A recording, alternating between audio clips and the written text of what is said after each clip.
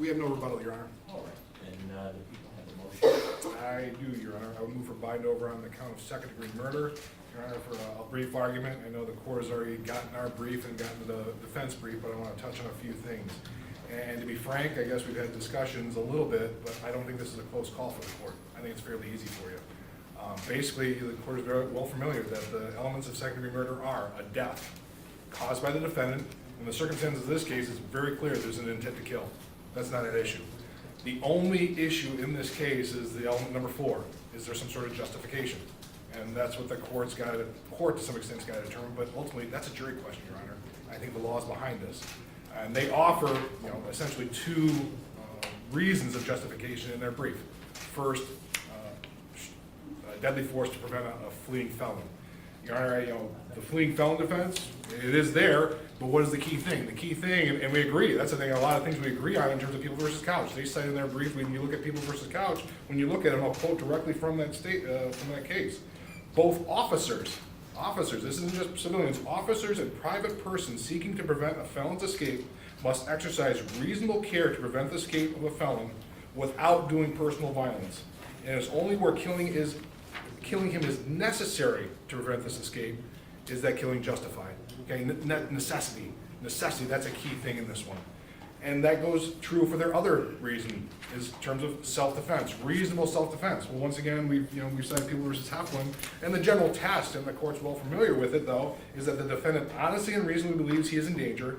The danger the defendant fears is serious bodily injury or death, and the defendant's use of force appears immediately necessary to defend himself. So once again, necessary, immediately necessary. You can pull up that. We've presented well beyond the probable cause standard to show that this is somehow immediately necessary. I was going to pull up, you have your, I don't know if that pulls up again. Through Zoom or you through Zoom here?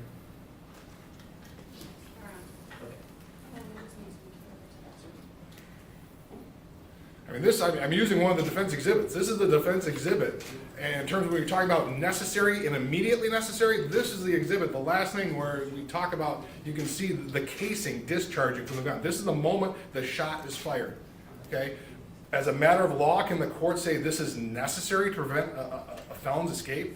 That this is immediately, there's self-defense that's immediately necessary when Patrick's lying face down on the ground with the taser's not even pointed at him? And then you add on with what the medical examiner said. This is a direct shot to the back of the head. This is a contact wound. There's no suit around the wound. That's in the transcript you have. It's a contact wound to the back of the head with the bullet traveling back to front and upward. Upward in terms of in the head because he's down on the ground. His face is down on the ground. So as a matter of law, the court can say this is immediately necessary. That's not your call. The cases all say that this is something for a jury to decide. The Hampton case that we cite, this is something for a jury to decide. Self-defense is something for a jury to decide. I hate to say that, Judge, this is, it's something for you to do. It's not a question of, well, they've called an expert. They called an expert. Chad McCarthy had an opinion that, yes, this is all reasonable. As you all know, jury instruction 5.10, you can disregard an expert's testimony. We had a lay witness saying, well, this is an execution. That's why this is a jury question. People differ. And it's going to be up to 12 people from Kent County to make this decision as to whether this is reasonable or whether this is necessary. And I think that's the ultimate question, and it needs to be bound over based on that reason, Your Honor. Thank you. Thank you, Mr. Beck. Thank you, Your Honor.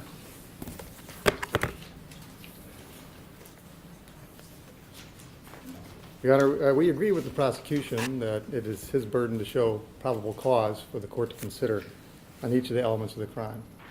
We also agree as to the elements of second-degree murder: a death caused by an act of the defendant, absent circumstances of justification or excuse, and done with the intent to kill. There's really no dispute here as to the cause of death. We didn't hear from the medical examiner here, but the transcript shows that the cause of death was a gunshot to the head, which went from the back of the head out to the right as the defendant turned his head to the left. So as the defendant was turning, a shot was fired, and that's in the medical examiner report as well. But there's really no dispute as to the cause of death. It was the gunshot. He didn't die from any other cause. There is a significant dispute as to the law of what the prosecution must present to the court and what the prosecution must show by probable cause to the court for the court to bind this over. So there really is this initial question, which the prosecution has briefed and also has talked about today, is whether or not this is even a crime. And we don't think this is simple, and we don't think this is not a close call when it comes to the law. The prosecution's standard is apparently that this court might find probable cause that this was not immediately necessary. I believe. Well, I don't want to interrupt you, but I'm interrupting you. I want to ask you some questions, see if I can have you focus the argument for the benefit of the court. Of course, Your Honor, and I'm happy to. Let's presume, because I think you're right. I think that there is some murkiness in the law as far as what the actual standard is, and it appears to me that the standard in Michigan is still the old common law standard.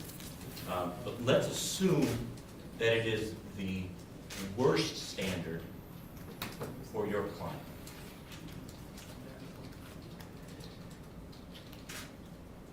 Then apply the facts to that. When you say worst, meaning the most difficult To overcome. to overcome or defend. To suggest that, and I think it would be the common law, obviously, the notion that it is highly privileged, the right to defend or stop a fleeing felon. I mean, is the court suggesting that the common law is a more restrictive standard on the officer than Tennessee v. Garner? No, I think. Just the opposite? It's the opposite, Okay, yeah. so we agree on that. And so the court wants to know whether under Tennessee v. Garner, Yeah, correct. I think that the undisputed evidence that the court has heard is that the officer acted reasonably under the totality of the circumstances. So if this were a civil case, which it is not, the only evidence the court has heard is the opinion evidence of Captain Kersey. And now there's a video of the killing, but that proves the killing, and it proves that it was Officer Schurr was the one that shot Patrick Lyoya. The question of justification under Tennessee v. Garner, the civil standard, that is Let's that. do it under the common law then. All right. Well, the common law, I think, is even less restrictive. I think the state of Michigan has one of the least restrictive laws anywhere in the country. After Tennessee v. Garner,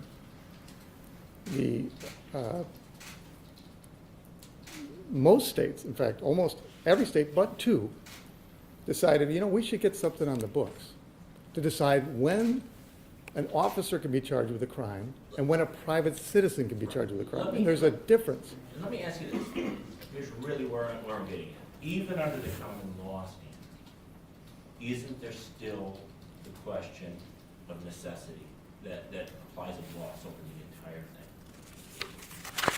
It's not an absolute, because you're asking, in order for the court to not have it over, the court has to conclude that under no circumstances, no reasonable person could conclude that this was beyond what was necessary. Isn't that And the standard? if I could ask the court a question, what does it mean for a police officer to do something that was unnecessary? But Well, I'll tell you what the state of Michigan in its common law has said, because there's been a divide, if you look at the cases, before and after Tennessee v. Garner, of what an officer can do and what a private citizen can do. And the cases do not speak of necessity as to an officer. All those cases that Mr. Becker's talking about, that has to deal with a private citizen and when he can act in a citizen's arrest. In this state, Your Honor, if you go back 150 years, people will be appalled about what a private citizen could do.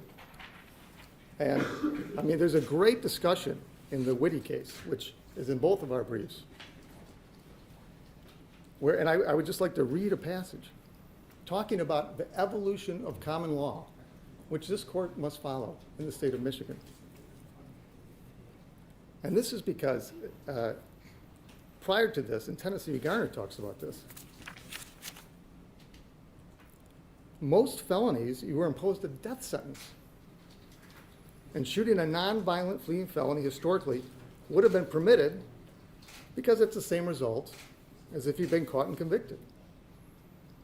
And on Tennessee v. Garner, this is no longer the situation, and for good reason. No one's suggesting that that should be the law, but whether it is, should be, or should not be is not the question for this court. But wasn't exactly what you're suggesting rejected by the Supreme Court of People v. County? I'm looking at footnote 1, where the majority said, hey, to view Garner as creating a separate standard under Michigan law would essentially create two different definitions of murder, manslaughter, one for police officers, one for the rest of us. Such a scheme could raise a significant constitutional question. Isn't that what you're suggesting? I think the constitutional question that they're suggesting there in dicta is that what is the due process to the officer or a private citizen if they don't know what necessary means in the circumstance? So there certainly is a due process argument, and I agree with the Supreme Court there, because this has not been resolved. And certainly on that level. That case involved a private citizen. And in the Whitty case, it says the common law in Michigan recognizes that the occasion may arise where a private citizen is confronted with the choice of attempting a citizen's arrest or letting the felon escape in order to make a citizen's arrest. It is regrettable, but sometimes necessary to use deadly force. The common law in Michigan recognizes, but still stops far short of granting a private citizen a license to hunt down and kill those suspected of committing a felony. The use of deadly force is not justified if the person is to be arrested is not, in fact, a felon. Additionally, and most importantly, the use of deadly force must be necessary. And we're talking about a private citizen, either to meet deadly force or to prevent a felon's escape. Then what would you suggest is the standard that would apply to police officers? One that is completely unreviewable? No, of course not. Okay. There is a standard. Police officer in People v. Fiedler, because it was an officer in that case, was charged with involuntary murder. And this is when they said he could use deadly force. The officer used deadly force when necessary to prevent the person from being arrested for fleeing. So if he's going to get away, you could use deadly force. That's Kind of a predicate felon. yes, and I don't think that's in dispute here. Even the prosecutor admits and concedes that there's ample felonies. Can the felony be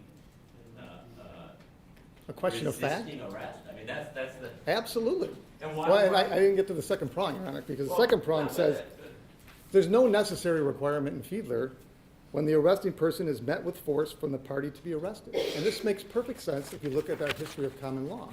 Because up until now, and there is no statute, if you go back 100 years and you said somebody, if you fight with a cop when he lawfully is arresting you, not talking about an unlawful arrest, he's constitutionally got the right to arrest you, and you fight with him, resist, active resistance, like Detective McCursey said, then you have a right to use deadly force. Would that be a felony at common law? Though it would. Resisting and obstructing? Correct. At common law. I mean, that's if it's a common law. Absolutely it's a felony. If it's a common law standard, and the common law standard is by way of reference to felony, wouldn't that be not felony as we understand it today, but a common law felony? And those are, I mean, there's 9 common law felonies. They're very specific. So it comes down to whether or not he committed a common law felony. I don't know, isn't it? I would think disarming a police officer is a common law felony. Assaulting a law enforcement officer is not a common law felony? There's 9 common law felonies. Okay. Murder, robbery, manslaughter, rape, sodomy, larceny, arson, mayhem, and burglary. Mayhem. All right. If that isn't mayhem, Your Honor. I mean, there's a reason we have statutory We have statutes, so people understand how to conform their behavior. And perhaps shame on the legislature for not addressing this issue. But we cannot held the officer to a higher standard than that is afforded under the law. And certainly, or what a private citizen can do.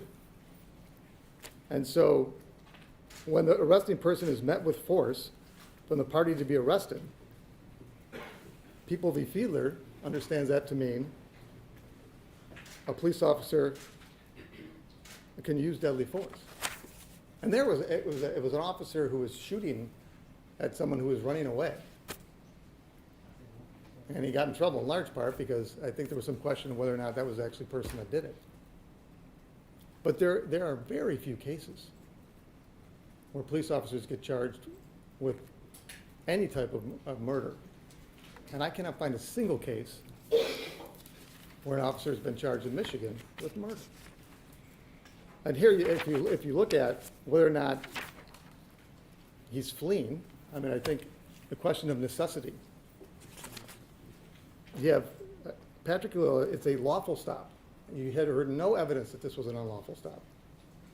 I don't think anybody who's got any experience in criminal law would suggest that there wasn't grounds to pull him over.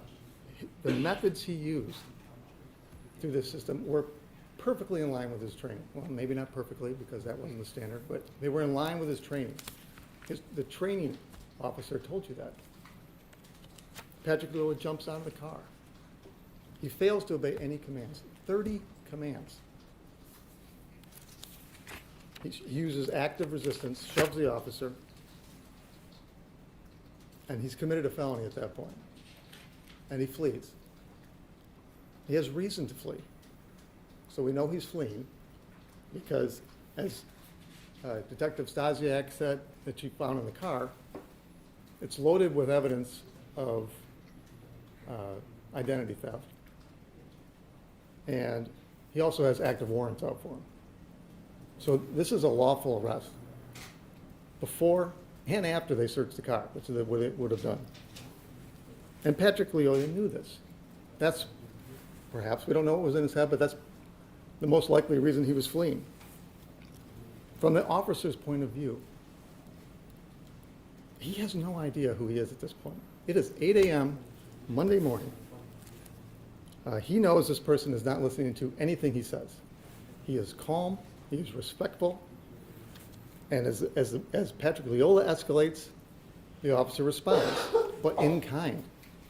He doesn't, this is not the old West where it's a fleeing felon and he's like, well, I'm going to shoot him because he's 4 feet in front of me. He doesn't do that. And he had absolute right to chase him. Especially, think of the situation. It's a school day. It is 8 a.m. What would we be calling Officer Schurr if he had let Patrick Lyoya go? From his perspective, he has no idea who this person is other than he jumped out of the car and wouldn't listen to the thing he said, actively resisted, and ran. And he's supposed to just let him go? He's at .33. If he had got back into another car or went into a building, which are all reasonable things to consider if you're an officer, if Patrick Lyoya had run somebody over or gone to a school, which were nearby, we'd be calling him something else. At a minimum, we'd be calling him a coward.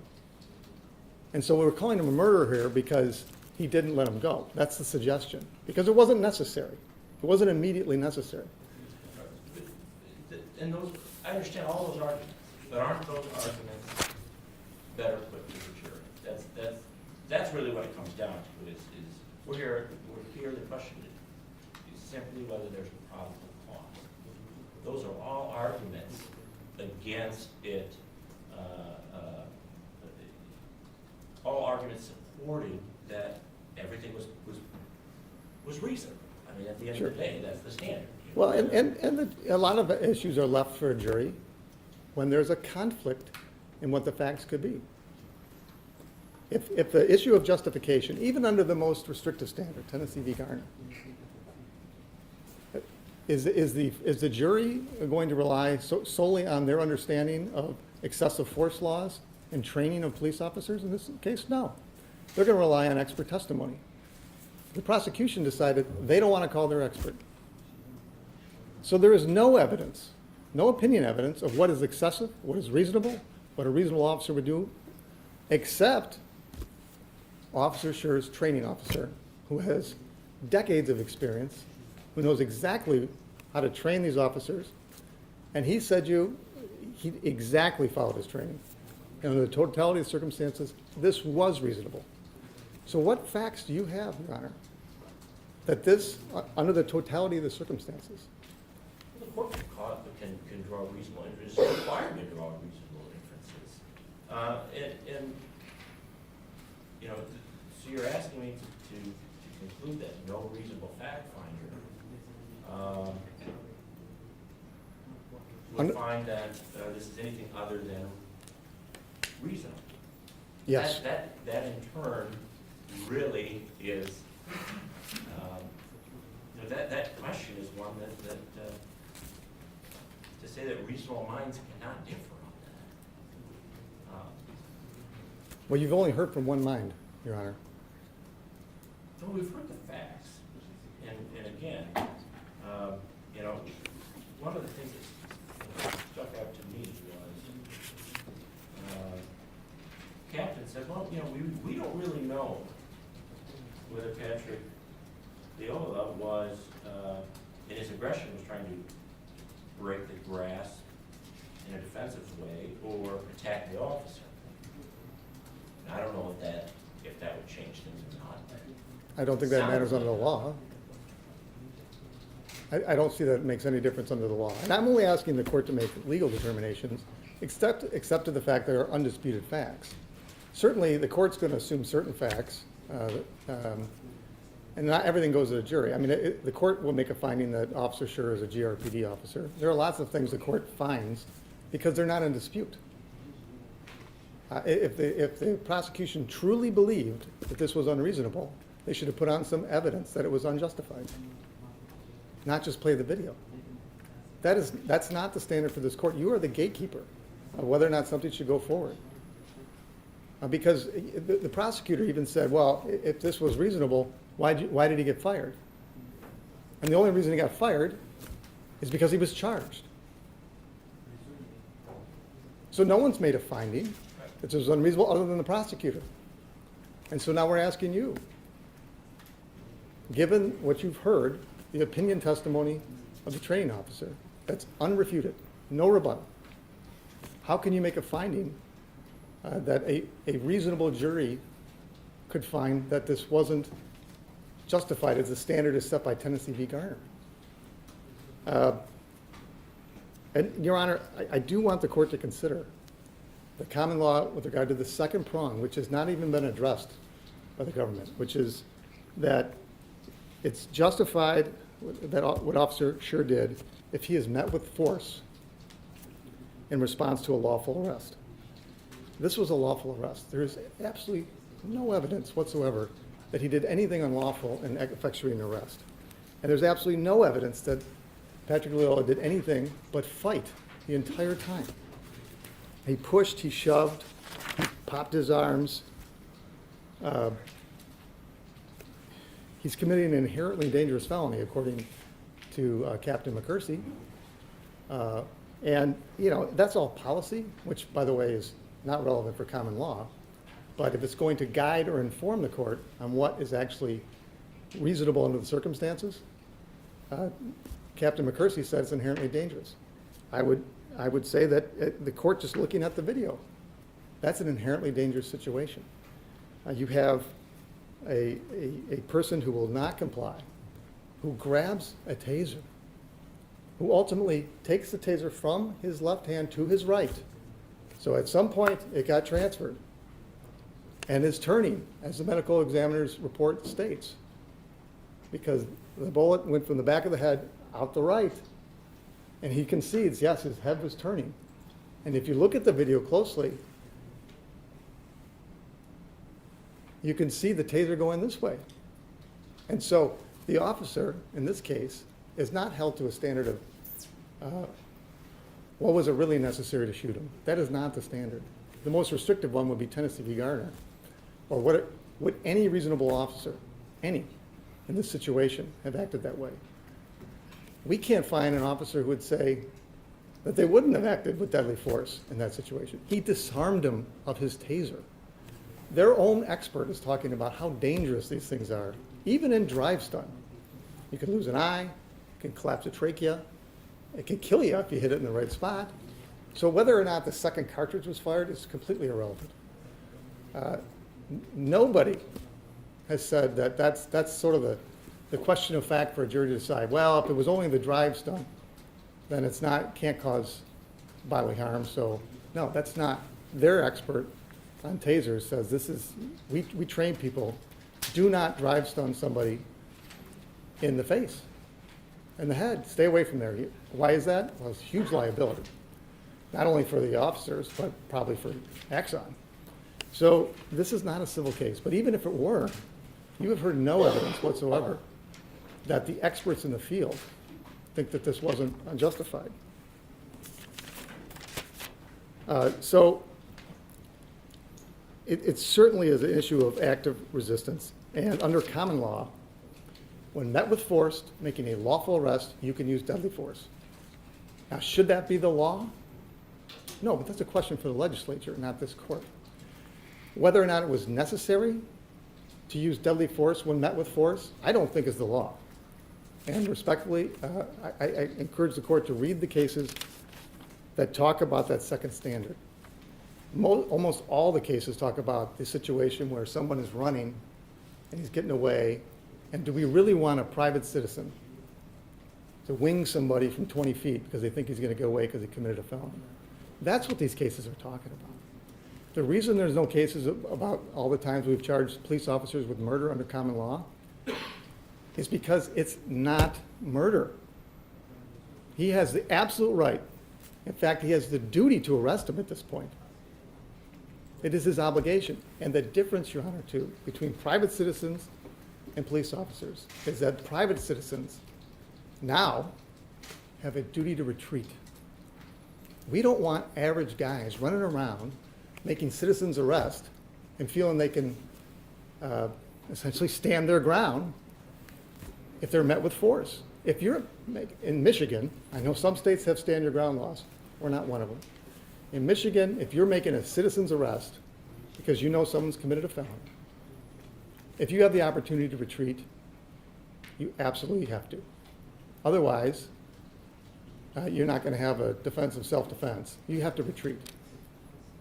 If you can call a police officer, if it's reasonable in the circumstances, you must do so. Only when it is absolutely necessary, and this is where the necessary comes in, can you arrest that person. That doesn't apply to Officer Schurr. His job is to arrest people. That is absolutely his job. But you're asking this court to recognize something that the Supreme Court said doesn't exist, shouldn't exist. You know, it's two separate crimes, two separate standards. One standard for private citizen of what murder. One definition actually is what it is. Of course, private citizen versus a police officer. Well, if the court believes that private citizens and police officers are in the same shoes when arresting people, then I guess we're going to have to disagree on the law. But I don't think that's what Couch said. No, but it's all part of what are the circumstances. I mean, at the end of the day, when you have a police officer, the circumstances are different. You know, ultimately what I'm getting at, though, isn't that ultimately the question of fact that the fact finder has to determine? I think first we have to figure out what the law is. Okay, let me ask it this way. Regardless of what the law is, though, isn't it ultimately, there's always going to be a question of reasonable necessity, no matter what the law is. Granted that it may apply differently, but it's that fact finder that's doing the application, not the court. Because if the court makes a decision, then it has to say it's an absolute privilege And I don't think the law says it's an absolute privilege. There's some limitation. And Some limitation. there's a limitation on when they can arrest. For a private citizen, you have to actually, either it has to happen in your presence, or it has to actually be the person that did it to do a citizen's arrest. For Officer Schurr, the question is whether a reasonable officer in that situation would believe he had probable cause to arrest. And you have to have probable cause to believe that's the person that committed the crime. So is that a question of fact? No, I think that's a question of law for the court, as the law routinely makes that determination. Now, if the law is that there's this third element that is discussed nowhere in Michigan common law, that it has to be necessary, nobody knows what that means. I will tell you this, Your Honor, nowhere in their training, nowhere in MCOLs, nowhere does it say that the standard is that it has to be necessary. And so it's necessary to do what? Was it necessary to effectuate the arrest? Was it necessary to protect himself? What does necessary mean? I think that the reason there's no definition for the court to look at is because it's not required. So there are two prongs. Was there probable cause to believe he had committed a felony? And was, in response to the arrest, was the suspect providing force in response? And this is perfectly consistent with common law. If you go back, that case that was cited was 1980, by the way. It seems like it was from the 30s. That's 1980, the Whitty case. They're lamenting that private citizens don't have the same rights as police officers anymore to, in their words, I mean, I was just frankly stunned. The common law in Michigan recognizes that private citizens and police officers don't have the same rights, but it falls short of granting a private citizen a license to hunt down and kill those suspected of committing a felony. I know it's shocking at least. And the legislature has had decades to lay down some protection for citizens and for officers. But we're still with the common law. And I don't think the common law says a jury is going to review whether or not it's necessary any time an officer used deadly force. Otherwise, you could just charge a crime every time an officer pulls his gun. If it's ultimately just a question of fact for a jury, what's to stop the prosecution from charging anyone any time they hurt somebody when they're resisting arrest? Oh, that's an assault with intent to do great bodily harm. Necessity is not an element of the two-pronged fleeing felon rule in the state of Michigan. And that's our position, Your Honor. I mean, it's a difficult one. There's not a lot of guidance for this court. And I'm not saying that should be the law. We're saying, I'm getting lots of notes. And so ultimately, it is the prosecution's burden to show probable cause, and whatever the standard is. And I think the court has to set the standard first before deciding whether or not probable cause has been met. Because there are circumstances where you make findings of fact, and here they're completely undisputed. That you heard no evidence that it wasn't reasonable, even under the most restrictive standard. For that reason, we ask that the court deny the bind over order and discharge the defendant. Thank you, Mr. I guess the biggest thing, now that we're residing in the Fielder case, and in terms of saying their idea that basically that if somebody uses force to resist arrest, all bets are off. The Fielder case was remanded because the Fielder decision was it's up for the trier of fact. I mean, so the own case that they cite says this is a trier of fact issue. So we can talk common law and everything else. All the cases say this is essentially something that is to be sent by a jury, and it's not for a judge at this stage to decide. And I don't know how you get around Couch. I mean, Couch is one they cited, and they left out that section. But Couch, in that section that I read about it applies to officers and civilians, was citing a case from 1930. So to say that this is somehow new and we have no idea, they're basing case law since the 1930, and common law is based on case law. So I don't know how you can get around saying, well, there's no necessity in the common law, when we have a case that's been out there since 1930 saying exactly that.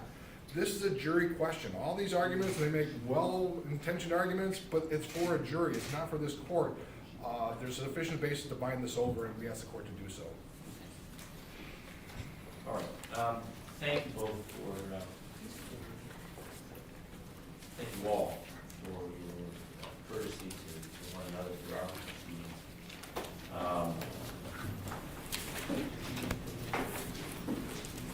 And your professionalism. I am going to take the matter under advisement. I'm going to review all the evidence, I'm going to review the applicable law, and I am going to give you a decision on bind over on Monday. And I intend to draft a written opinion, and then we'll present it in court, I'm gonna say 10 a.m. on Monday morning. Okay?